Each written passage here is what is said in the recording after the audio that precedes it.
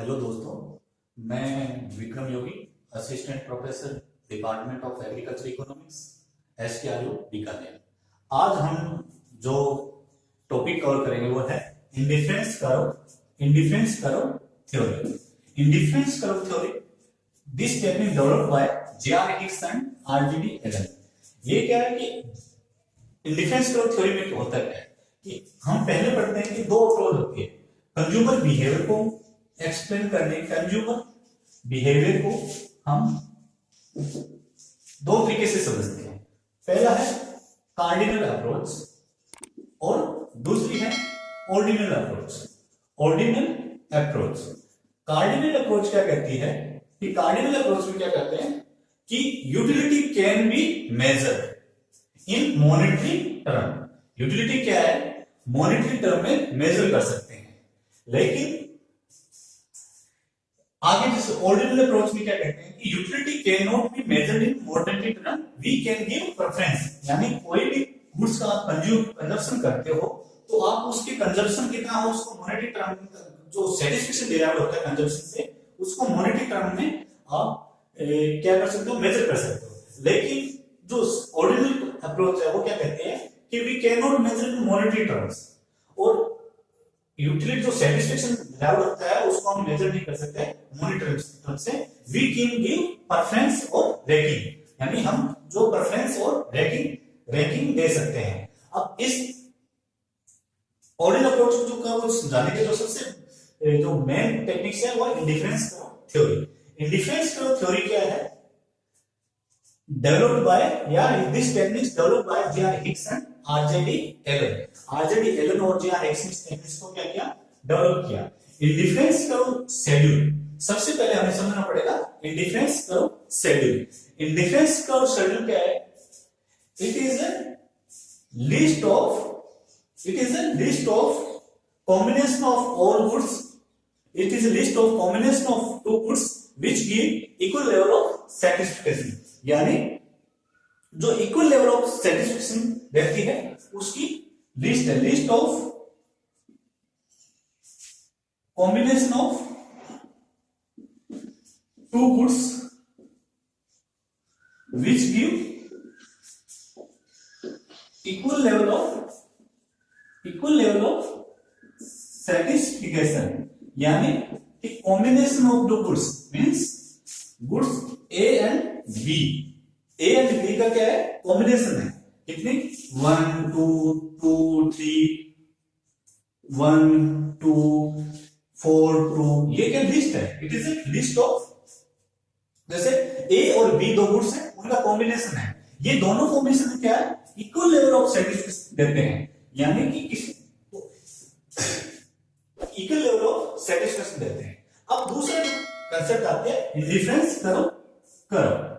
Indifference curve क्या है, it is a locus point of combination of two goods that are equally perfect या give equal satisfaction where consumer is indifferent. जहां consumer क्या है, indifferent है, वो क्या है, एक दूसरे में डिफरेंस नहीं कर पाता कि कौन सी गुड्स ज्यादा सेटिस्फेक्शन दे रही है या कौन सी गुड्स कम दे रही है। It is A difference curve, is a locus point of, it is a combination, it is A locus of the combination of two goods which give equal level of satisfaction where consumer is indifferent। तो अब आता है कि कैसा होता है indifference curve. अब indifference curve आपको हमेशा याद रखना है, ये एक्स एक्सिस है, ये वाई एक्सिस है, तो यहां आता है गुड्स वाई और गुड्स एक्स, ठीक है। इट इज ये हो गया IC curve. It is a combination of two goods X Y और X which give equal level of satisfaction. तो ये क्या है, इंडिफरेंस कर्व। अब देखो एग्जाम में, बहुत से एग्जाम में क्वेश्चन क्या आता है कि बहुत एग्जाम में आप अभी जैसे ARS नेट या ARS या कोई भी कॉम्पिटिटिव एग्जाम देते हो तो उसमें क्वेश्चन आया था। अभी लास्ट टाइम जो राजस्थान का एग्रीकल्चर एओ का एग्जाम हुआ था उसमें भी क्वेश्चन आया था कि ए बी सी किस पॉइंट पर कंज्यूमर का सेटिस्फेक्शन ज्यादा है। A equal to B equal to C, यानी तीनों पॉइंटों पर लेवल ऑफ सेटिस्फेक्शन बराबर है। सेकंड, ए पर ज्यादा है compare to B and C. Third, C पर ज्यादा है कंपेयर बी एंड ए, या नन। तो क्या है इसकी डेफिनेशन, क्या है? Combination of two goods which give equal level of satisfaction, यानी कि इस कर्व के किसी भी पॉइंट पर जो सेटिस्फिकेशन होगा वो क्या होगा? इक्वल होगा। इसलिए फर्स्ट ऑप्शन क्या है? सही है। यानी A point, B point, C point, इन तीनों पॉइंटों पर क्या होगा? जो लेवल ऑफ सेटिस्फेक्शन है वो क्या होगा? बराबर होगा। अब आता है properties of IC curve. IC curve means indifference curve. तो फर्स्ट प्रॉपर्टीज क्या है? Convex to origin, convex to origin, यानी कि इंडिफरेंस कर्व क्या होता है? कॉन्वेक्स टू क्या ओरिजिन होता है। और डाउनवर्ड स्लोपिंग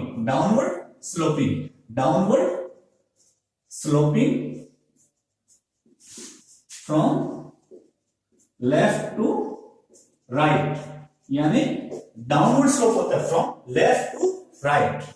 थर्ड प्रॉपर्टीज क्या है? सेकंड प्रॉपर्टीज क्या है? दो इसका जो स्लोप है, slope of IC curve represent MRTS, margin rate of technical substitution, margin rate of substitution.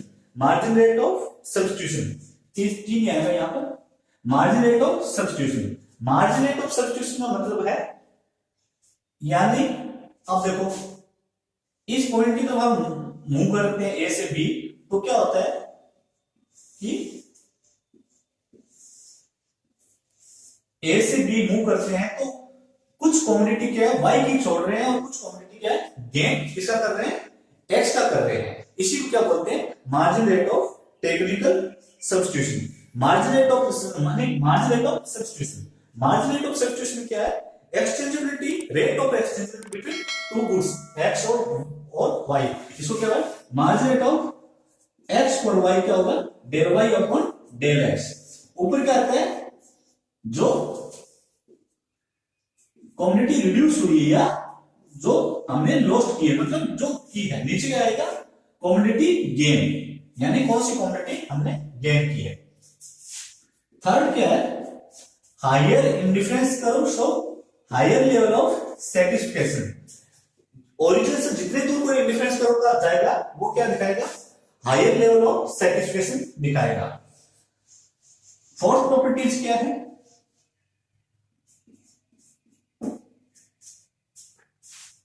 Two isopoints are parallel to each other. They never intersect.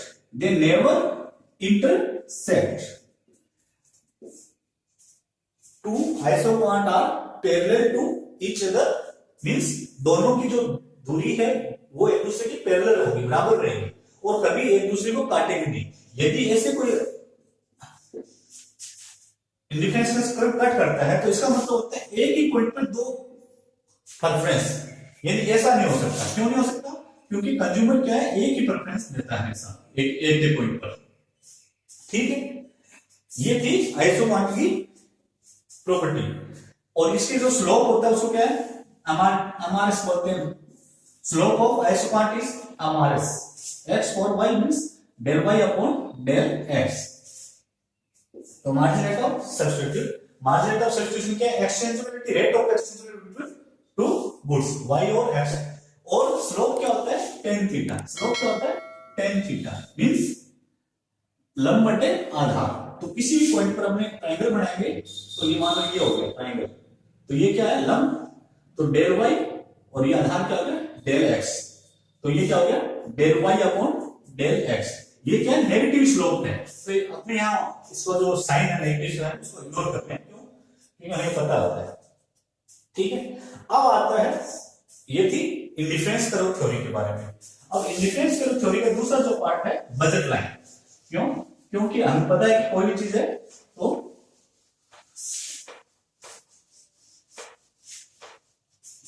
जो equilibrium condition के लिए हमें बजट लाइन क्या है? बजट लाइन क्या है? Combination of budget line क्या है? Combination of two goods which can be purchased in given lay of outlay or income या fund. Combination of two goods which can be purchased in given lay of income or fund. ठीक है, तो ये हो गया y और ये हो गया x. तो ये क्या बजट लाइन क्या है? बजट कंस्ट्रेंट भी बोल सकते हैं. बजट कंस्ट्रेंट मतलब आपकी इनकम क्या है? लिमिटेड है. आप जो भी कंजप्शन करोगे, आप जितना भी खर्चा करोगे, जो भी एक्सपेंडिचर करोगे, वो किसमें करोगे? आपकी जो इनकम है उसी का करोगे. ये बजट लाइन हो गया. ये क्या होगी? Budget line. बजट लाइन की डेफिनेशन क्या हो गई? बजट लाइन की definition, it is a combination of two goods which can be purchased in given lay of income or fund. यानी आप कितने इसमें करते हो? जो आपके पास इनकम है उसमें दो गुड्स है, जो कमोडिटी के जो गुड्स है उनको कितना परचेज करते हो, जो गिवन इनकम में, उसको क्या बोलते हैं? Budget line. अब आता है इक्विलिब्रियम कंडीशन. ठीक है, इक्विलिब्रियम कंडीशन से पहले क्या है? Budget line, slope of budget line. Slope of budget line del Y upon del X, अब del P Y upon del P X. क्योंकि इनका स्लोप क्या है? इन प्राइस रेशो आता है. इनका स्लोप किसको बोलते हैं? Price ratio. प्राइस रेशो क्या है? P Y upon p x, del P Y upon del P x. तो ये इसका स्लोप है. किसका? बजट लाइन का slope, del P Y upon p x. तो ये आपको हमेशा याद रखना है. अब आता है इक्विलिब्रियम कंडीशन अंदर डिफरेंस करते हुए. इक्विलिब्रियम कंडीशन अंदर ये अपने कह सकते हैं ऑर्डिनल अप्रोच बोल सकते हैं. कंज्यूमर कैसे इक्विलिब्रियम कंडीशन में जाएगा? तो इक्विलिब्रियम कंडीशन के लिए क्या होना चाहिए? ये अपनी होगी बजट लाइन, ये बजट लाइन और ये अपना हो गया इंडिफरेंस करो. क्या हो गया? अपना हो गया इंडिफरेंस करो, आईसी, जहां पर y और x, जहां पर इंडिफरेंस कर्व बजट लाइन को टेंजेंट करता है, वो क्या होगी? Equilibrium condition. ये क्या होगी? Equilibrium condition. जहां बजट लाइन क्या करे? आईसी कर्व को टेंजेंट करे, टच करे, उसको क्या बोलते हैं? इक्विलिब्रियम कंडीशन बोलते हैं. इसके लिए दो कंडीशन होती है. ठीक है, पहली कंडीशन क्या है? Margin rate of x y equal to p Y upon p x. यानी बजट लाइन का स्लोप और आईसी कर्व का स्लोप दोनों क्या है? बराबर होना चाहिए. दूसरी कंडीशन क्या है? जहां बजट लाइन को टच कर रहा है डिफरेंस करो, तो वहां क्या होना चाहिए? कॉन्वेक्स होना चाहिए. क्या होना चाहिए? आईसी कर्व वहां क्या होना चाहिए? कॉन्वेक्स होना चाहिए. कॉन्वेक्स नहीं होगा तो क्या होगा? जो मार्जिन रेट ऑफ सब्स्टिट्यूशन की जो है वो क्या है? कंडीशन फुलफिल नहीं हो पाएगी. तो ये क्या है? इक्विलिब्रियम कंडीशन के लिए नेसेसरी कंडीशन है. इक्विलिब्रियम कंडीशन के लिए क्या है? नेसेसरी कंडीशन है. अब जैसे एआरएस के एग्जाम में क्वेश्चन पूछा गया, right down the properties of indifference curve and explain the equilibrium condition. Necessary condition, explain the necessary condition for equilibrium. तो ये क्या हो जाएगी? आप इंडिफरेंस कर्व की प्रॉपर्टीज लिखोगे और ये आप नेसेसरी कंडीशन क्या है? Margin of x plus y p over p x और कॉन्वेक्स होना चाहिए. ये फर्स्ट कंडीशन है. और सेकंड कंडीशन क्या है? जहां पर इंडिफरेंस करो बजट लाइन को टच करे, वहां पर इंडिफरेंस करो क्या होना चाहिए? कॉन्वेक्स होना चाहिए. ठीक है, तो ये थी दो कंडीशन. एक हम चीज भूल गए थे पहले, इंडिफरेंस में क्या है? इंडिफरेंस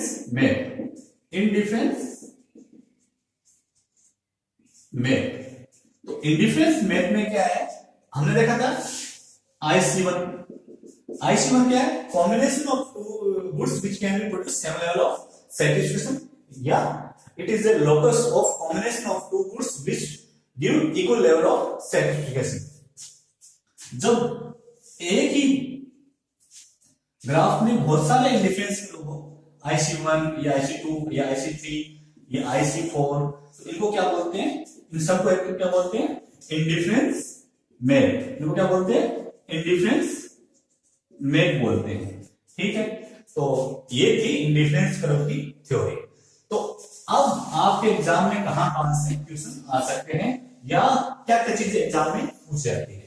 तो पहला क्वेश्चन है define the indifference curve, write down the properties of indifference curve.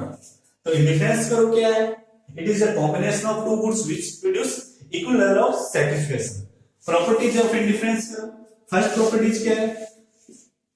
Indifference curve are convex to origin and they are downward sloping from left to right.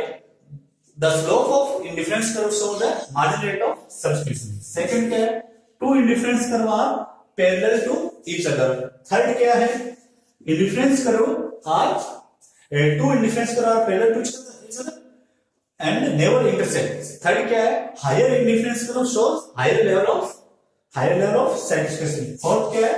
The slope of indifference curve shows the margin rate of substitution. अब margin rate of substitution क्या है? It is the rate of exchangeability between two goods. यानी एक goods को आप क्या sacrifice करोगे और दूसरी गुड्स को आप क्या करोगे? गेन करोगे। तो ये इसमें आता है। फिर इक्विलिब्रियम कंडीशन क्या होती है इंडिफरेंस कर्व थ्योरी में? बजट लाइन और इंडिफरेंस कर्व एक दूसरे को जहां पर टेंजेंट करते हैं या दोनों का जहां slope of budget line and slope of indifference curve and slope of budget line दोनों का एक दूसरे को जहां कट करते हैं वो क्या होता है? इक्विलिब्रियम पॉइंट होता है। Margin rate of x y equal to p Y upon p x. और सेकंड कंडीशन, ये तो नेसेसरी कंडीशन है। सेकंड कंडीशन क्या है कि ये कॉन्वेक्स टू ओरिजिन होना चाहिए। जहां बजट लाइन को टेंजेंट कट करे वहां क्या होना चाहिए? कॉन्वेक्स होना चाहिए। यदि कॉन्वेक्स नहीं होगा तो यहां इक्विलिब्रियम कंडीशन नहीं आएगी। फिर क्या है? Indifference schedule. इंडिफरेंस शेड्यूल क्या है? List of combination of two goods which give equal level of satisfaction, क्या लिस्ट है ये? अब थर्ड क्वेश्चन जो आपके 2 मार्क्स में आ सकता है एआरएस या नेट में या कहीं भी, कि indifference curve derived from the indifference schedule. Indifference schedule से हम क्या कर सकते हैं? इंडिफरेंस कर्व डिराइव कर सकते हैं। तो आज की क्लास में इतना ही। नेक्स्ट क्लास में हम कंटिन्यू रखेंगे इसके आगे वाले चैप्टर।